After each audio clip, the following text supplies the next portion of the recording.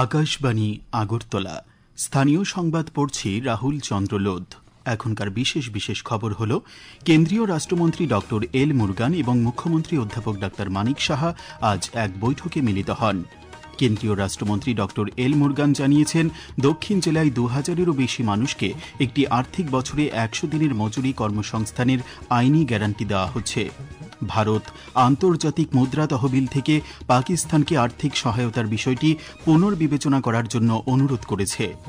উত্তর পূর্ব rising cup অনূর্ধ্ব ১৫ বছরের মেয়েদের ক্রিকেটের দ্বিতীয় ম্যাচেও ত্রিপুরা জয়লাভ করেছে। এখন বিস্তারিত সংবাদ। কেন্দ্রীয় তথ্য ও সম্প্রচার এবং সংসদ বিষয়ক রাষ্ট্রমন্ত্রী ডক্টর এল মুরগান এবং মুখ্যমন্ত্রী অধ্যাপক ডাক্তার মানিক সাহা আজ মুখ্যমন্ত্রীর সরকারি বাসভবনে এক বৈঠকে মিলিত হন। তাদের মধ্যে রাজ্যের অগ্রগতির জন্য গৃহীত বিভিন্ন প্রকল্প ও কর্মসূচি নিয়ে আলোচনা হয়। মুখ্যমন্ত্রী বলেন, কেন্দ্রীয় মন্ত্রী কেন্দ্রীয় সরকারের বিভিন্ন উন্নয়নমূলক পদক্ষেপ নিয়ে পর্যালোচনা করেন এবং ত্রিপুরা সহ উত্তর পূর্বাঞ্চলের অগ্রগতির উপর কেন্দ্রের প্রতিশ্রুতির কথা ব্যক্ত করেন। পাশাপাশি ত্রিপুরার উন্নয়নে সব রকম সাহায্যের আশ্বাসও তিনি দেন বলে জানান মুখ্যমন্ত্রী।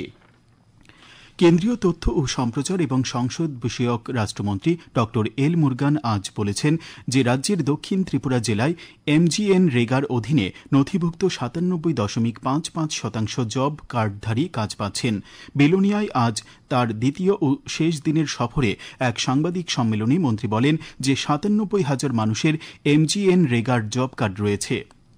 তিনি বলেন, জেলার ২০০০-এরও বেশি মানুষকে একটি আর্থিক বছরে ১০০ দিনের মজুরি কর্মসংস্থানের আইনি গ্যারান্টি দেওয়া হচ্ছে।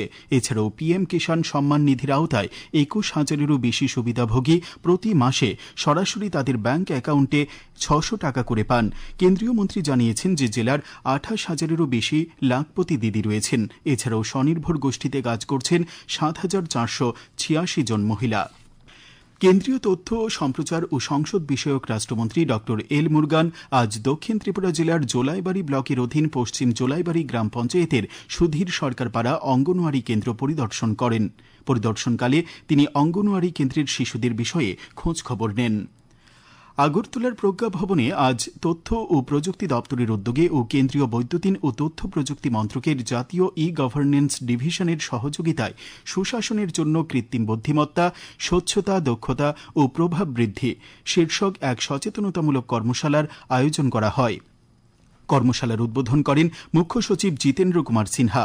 উপস্থিত ছিলেন তথ্য ও প্রযুক্তি বিভাগের সচিব কিরণ গিত্তে, তথ্য প্রযুক্তি দপ্তরের অধিকর্তা জিয়া রাঘুল গেশান, এনইজিডির ইন্ডিয়া এআই মিশন সহ রাজ্য ই গভর্নেন্স মিশনের উচ্চপদস্থ আধিকারিকরা।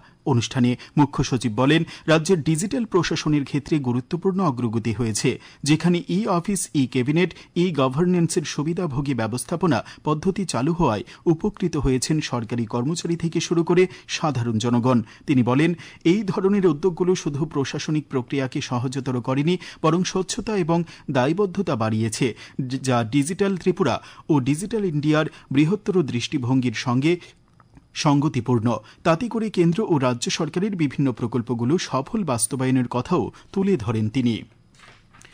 পর্যটন মন্ত্রী সুশান্ত চৌধুরীর পৌরোহিত্যে আজ জিরানিয়া মহকুমা শাসকের অফিসে পর্যটন দপ্তরের এক বৈঠক অনুষ্ঠিত হয়। বৈঠকে পর্যটন মন্ত্রী জানান, কেন্দ্রীয় সরকার স্বদেশ দর্শন প্রকল্পের দ্বিতীয় পর্বে জিরানিয়ায় অত্যাধুনিক মানের ইকো পার্ক নির্মাণের জন্য অনুমোদন দিয়েছে। খুব শীঘ্রই পর্যটন দপ্তরের উদ্যোগে এই পার্কের নির্মাণের কাজ শুরু করা হবে।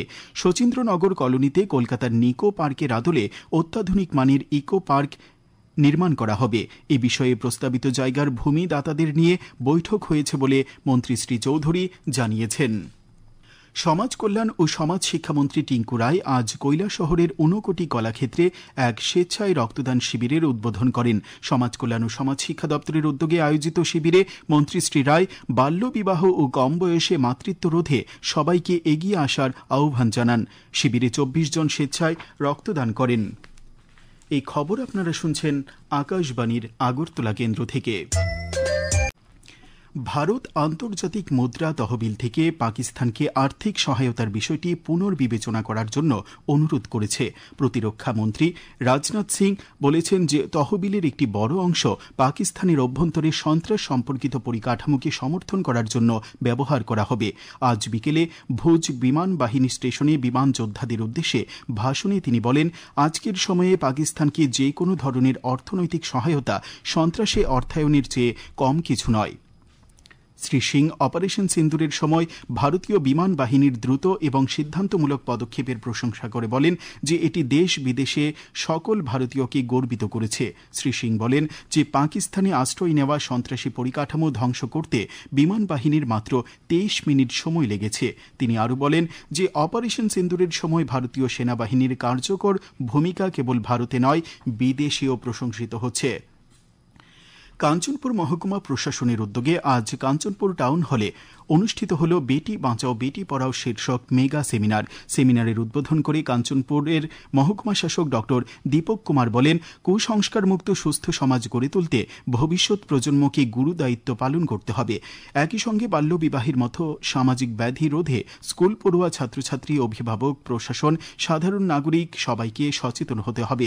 সেমিনারে উপস্থিত ছিলেন মহকুমা পুলিশ আধিকারিক আশিস ঠাকুর, বিধায়ক ফিলিপ কুমার রিয়াং, এমডিসি শৈলেন্দ্রনাথ এবং স্বপ্না রানী দাস। আগরতলা পৌর নিগমের মেয়র দীপক মজুমদার আজ রামনগর উচ্চ বিদ্যালয়ে 1 মাস ব্যাপী নিপুণ ভারত মিশন ও জাতীয় শিক্ষানীতি 2020 উপর আয়োজিত অনুষ্ঠানের সমাপ্তি দিবস এবং বিভিন্ন সাংস্কৃতিক অনুষ্ঠানের পুরস্কার বিতরণের উদ্বোধন করেন। মেয়র বলেন, রাজ্যে নিপুণ ভারত মিশন কর্মসূচি কার্যকরী করার মাধ্যমে প্রাথমিক শিক্ষার উপর জোর দেওয়া হচ্ছে, যা শিক্ষার্থীদের আরও ভালো পাঠক এবং লেখক হতে সাহায্য করবে। তাছাড়া পাঠ্যক্রম বহির্ভূত কার্যকলাপের দ্বারা শিশুদের পড়াশোনার প্রতি আগ্রহ বৃদ্ধি করা হচ্ছে। ঊনকোটি জেলা সদর কৈলাসহরের শ্রীরামপুর সূর্যমণি স্মৃতি দ্বাদশ শ্রেণী বিদ্যালয়ের ছাত্রছাত্রীরা এবছর মাধ্যমিক ও উচ্চ মাধ্যমিক পরীক্ষায় 100% পাশের সাফল্য অর্জন করেছে। এ উপলক্ষে আজ ওই বিদ্যালয়ে যুব বিষয়ক ও ক্রীড়া মন্ত্রী টিঙ্কু রায় অভিনন্দন ও শুভেচ্ছা সূচক অনুষ্ঠানের উদ্বোধন করেন। তিনি বলেন, পড়াশোনায় সাফল্য অর্জনের পাশাপাশি ছাত্রছাত্রীদের স্বাভিমানী ও আত্মনির্ভর হতে হবে, সমাজ ও রাষ্ট্রের প্রতি দায়বদ্ধতা থাকতে হবে। অনুষ্ঠানে কৃতী শিক্ষার্থী এবং শিক্ষক শিক্ষিকাদের সংবর্ধিত করেন মন্ত্রী টিঙ্কু রায়। সিপাহীজলা জেলার সোনামুড়া মহকুমার civil defence programme officer DCM Prabir Saha জানিয়েছেন, সোনামুড়ায় সিভিল ডিফেন্স ফাউন্ডেশন কোর্সের উপর 5 দিনের বিশেষ প্রশিক্ষণ শিবির আজ শেষ হয়েছে। স্থানীয় রেভিনিউ ডাক বাংলোতে আয়োজিত এই প্রশিক্ষণ শিবিরে সোনামুড়া মহকুমাধীন 35 জন সিভিল ডিফেন্স স্বেচ্ছাসেবক অংশগ্রহণ করেন।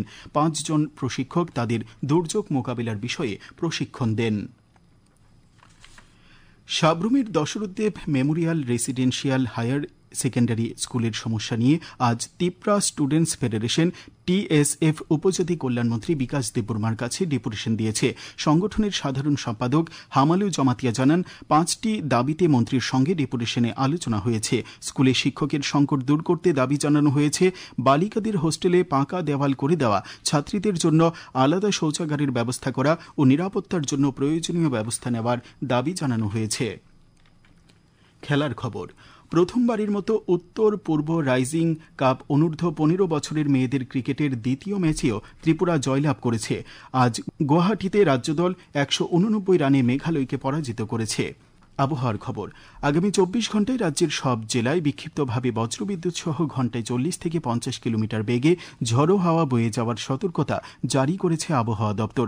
আগামীকাল আকাশ আংশিক মেঘাচ্ছন্ন থাকবে। রাজ্যের কিছু কিছু জেলায় বজ্রবিদ্যুৎ সহ হালকা থেকে মাঝারি পর্যায়ে বৃষ্টিপাতের সম্ভাবনা রয়েছে।